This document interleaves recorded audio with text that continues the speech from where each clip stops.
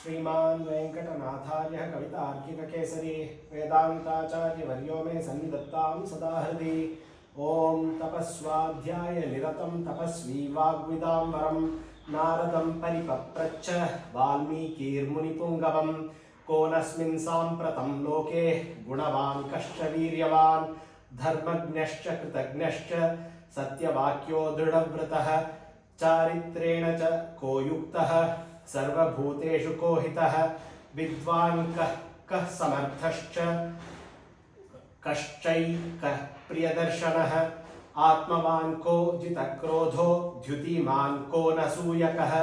कस्य बिभ्यति देवाश्च जातरोषस्य संयुगे एतदिच्छाम्यहं श्रोतुं परं कौतूहलं हि मे महर्षे त्वं समर्थोऽसि ज्ञातुमेवं विधं नरं श्रुत्वा चैत्रत्रिलोकज्ञो वाल्मीकिर्नारदो वचः श्रूयतामिति चामन्त्र्य प्रह्यष्टो वाक्यमब्रवीत् बहवो दुर्लभाश्चैव ये त्वया कीर्तिता गुणाः मुने वक्ष्याम्यहं बुद्ध्वा तैर्युक्तः श्रूयतां नरः इक्ष्वाकुवंशप्रभवो रामो नाम जनैः श्रुतः नियतात्मा महावीर्यो धृतिमान् वशी बुद्धिमान् नीतिमान् वाग्मी श्रीमाच्चत्रुनिबर्हणः विपुलांसो महाबाहुः कम्बुग्रीवो महाहनुः महोरस्को महेश्वासो गूढजत्रुररिन्दमः आजानबाहुः सुशीराः सुललाटः सुविक्रमः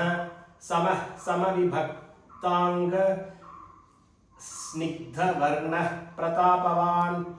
पीनवक्षा विशालाक्षो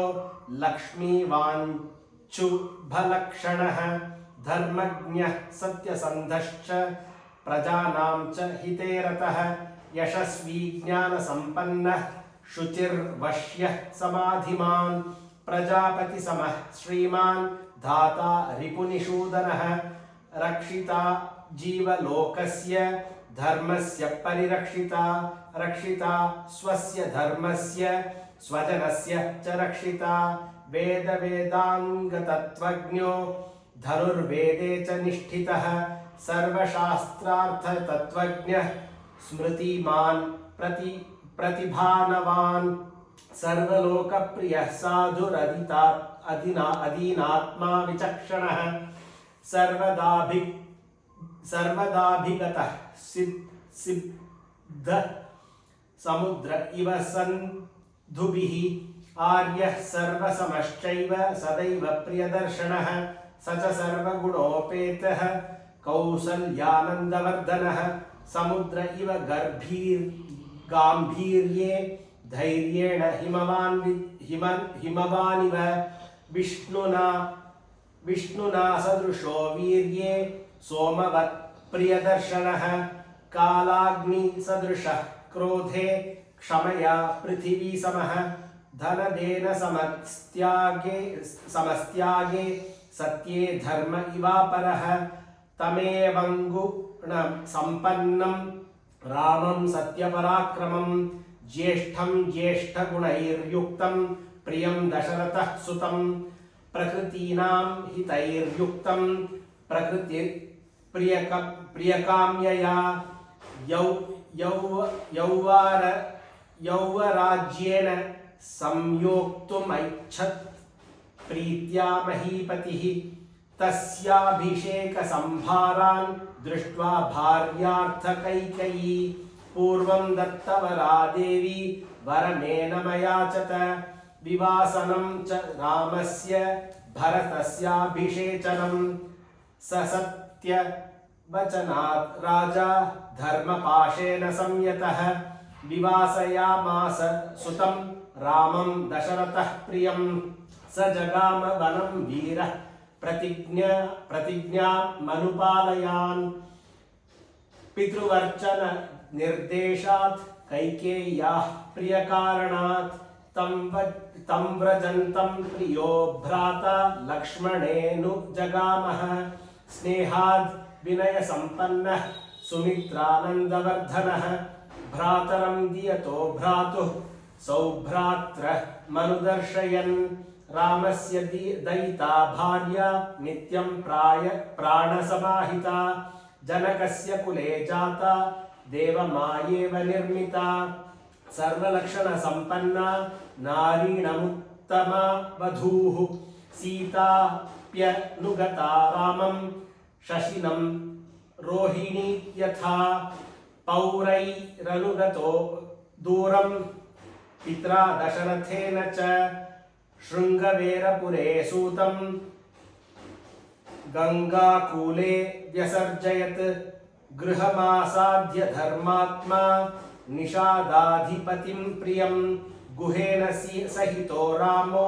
लक्ष्मणेन च सीतया ते वनेन वनं गत्वा नदीस्तीर्त्वा बहूदकाः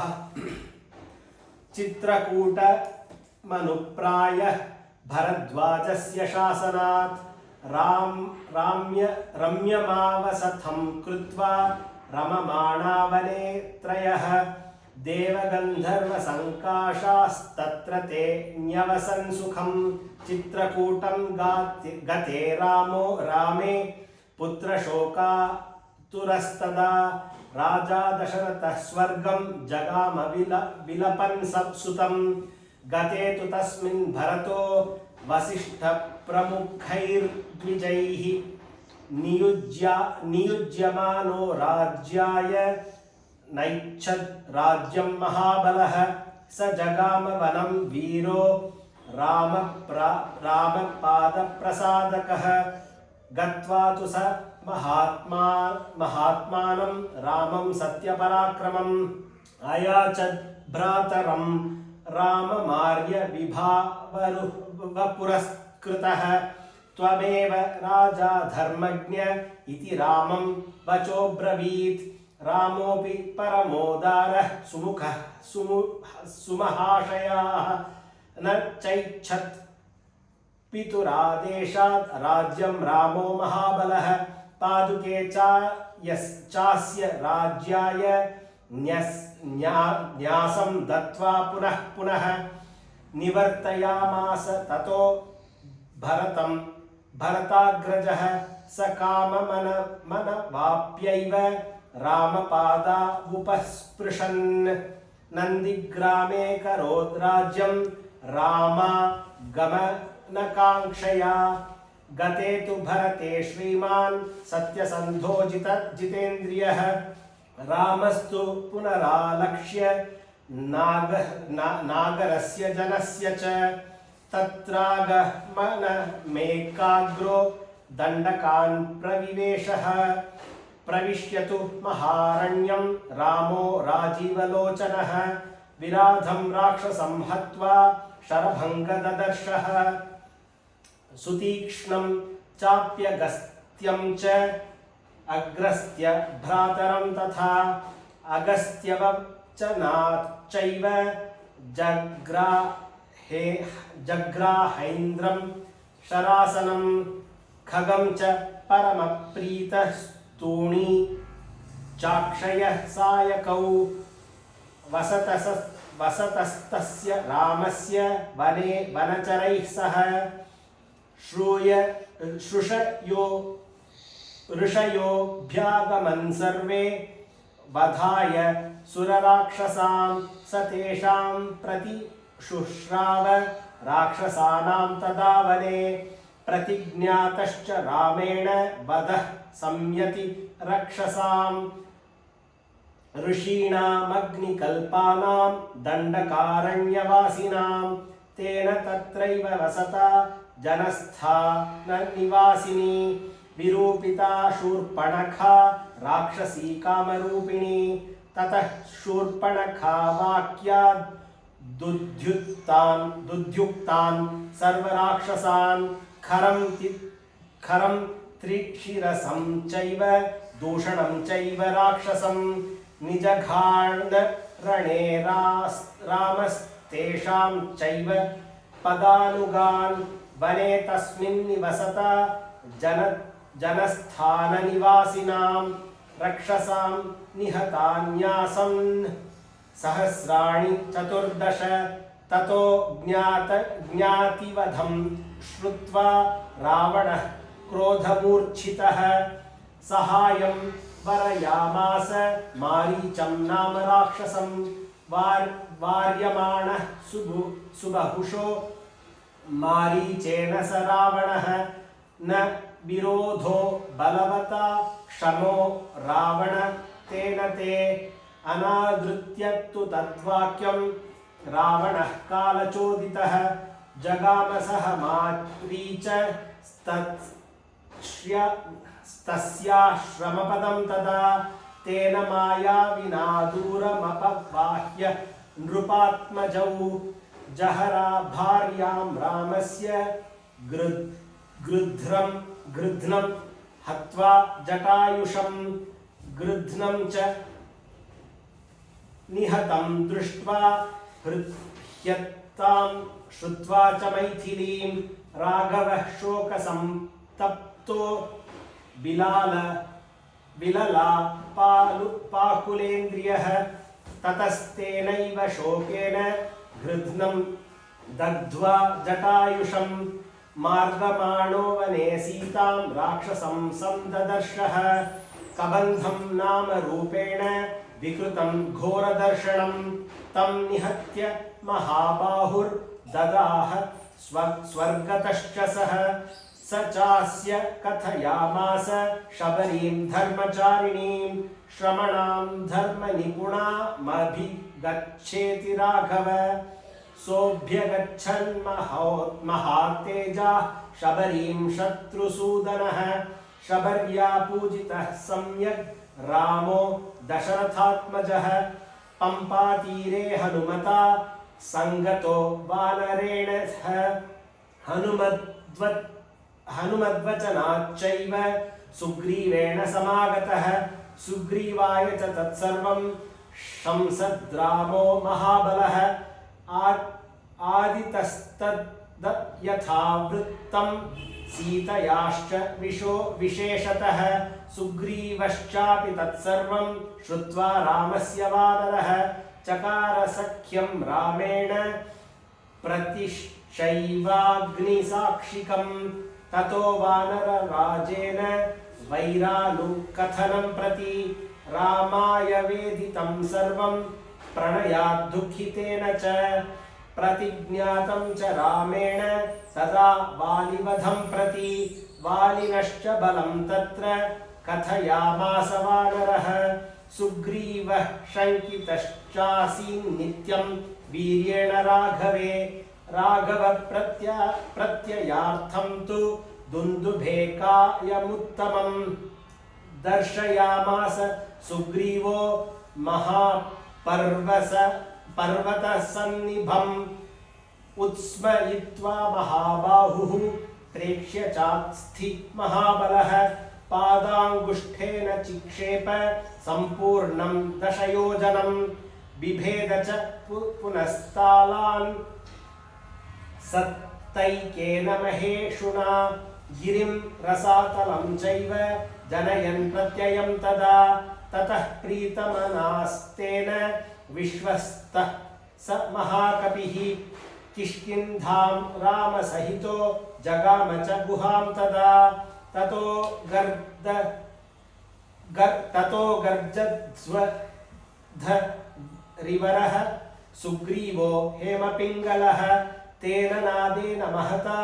निर्जगाम हरीश्वरः अनुमान्या तदा तारां सुग्रीवेण समागतः निजघान च तत्रैनं शरेणैकेन राघवः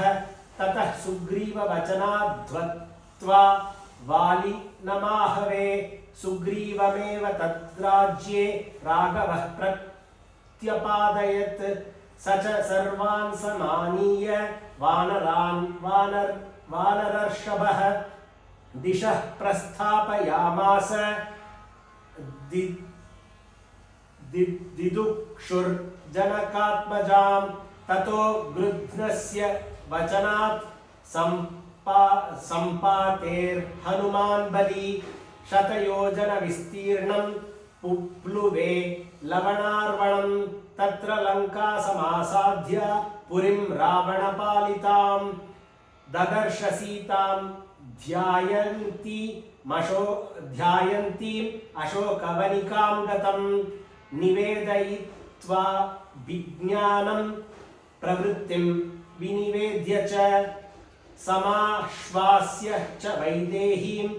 मर्दयामास तोरणं पञ्च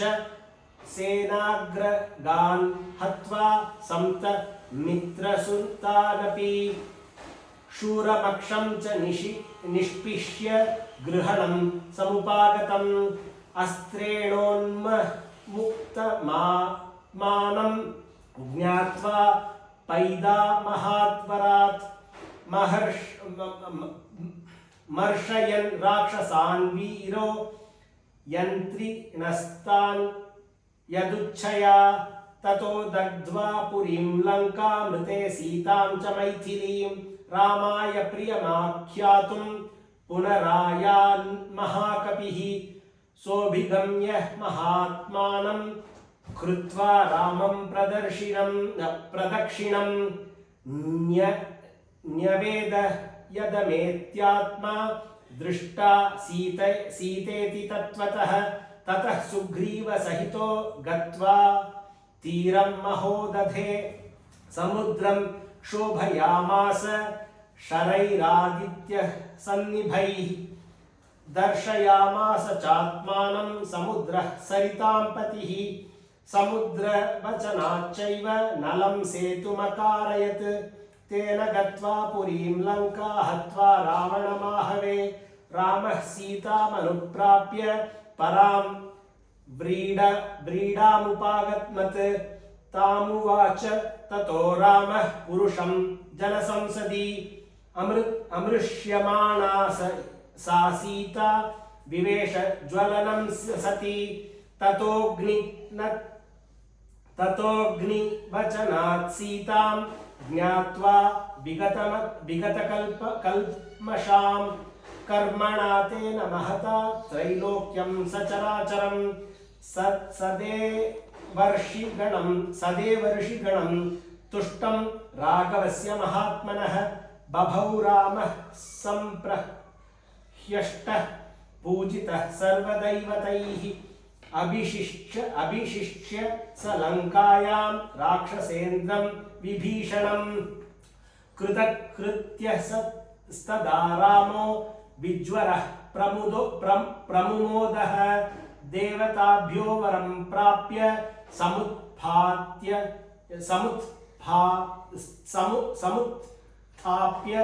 च वानरान् अयोध्यां प्रस्थितो रामः पुष्पकेण सुह्यद्वृतः भरद्वाजाश्रमं गत्वा रामः सत्यपराक्रमः भरतस्यान्तिके रामो हनुमन्तं व्यसर्जयत् पुनराख्यायिकां जल्पन् सुग्रीवसहितस्तदा पुष्पकं तत्समारुह्य नन्दिग्रामं ययौ तदा नन्दिग्रामे जटां हित्वा भ्रातृभिः सहितोन्नगः रामः सीतामनुप्राप्य राज्यं पुनरवाप्तवान् प्रह्यष्टमुदितो लोकस्तुष्टः पुष्टः सुधार्मिकः निरामयो ह्यरोगश्च दुर्भिक्ष भयवर्जितः न पुत्रमरणं केचित् द्रक्ष्यन्ति पुरुषाः क्वचित् नार्याश्चाविधवा नित्यं भविष्यन्ति पतिव्रताः न चाग्निजं भयं किञ्चिन्नाप्सु मज्जन्ति जन्तवः न वातजं भयं किञ्चिन्नापि ज्वरकृतं तथा न चापि क्षुद्भयं तत्र न तस्करभयं तथा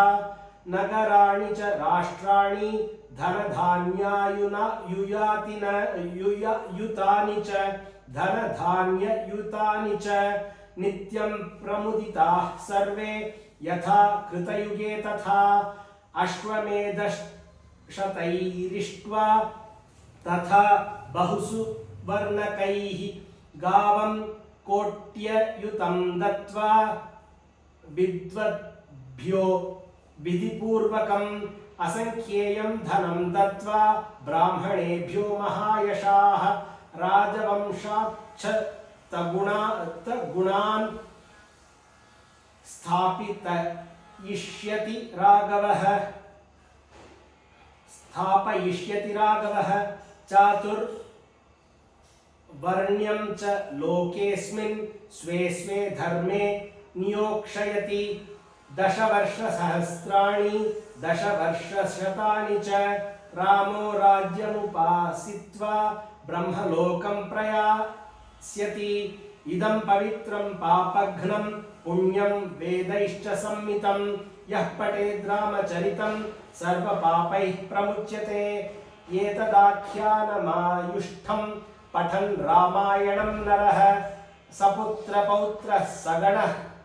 प्रेत्य स्वर्गे महीयते पठन् द्विजो वाग्वृषभ त्वमीयात् स्यात् क्षत्रियो भूमिपति त्वमीयात् वणिज्ञजनः पण्यफलत्वामीया जनश्च शूद्रोऽपि महत्त्वमीयात् इत्यार्षे श्रीमद् रामायणे वाल्मीकीये आदिकाव्ये बालकाण्डे प्रथमसर्गः। कवितार्किकसिंहाय कल्याणगुणशालिने श्रीमते वेङ्कटेशाय वेदान्तगुरवे नमः।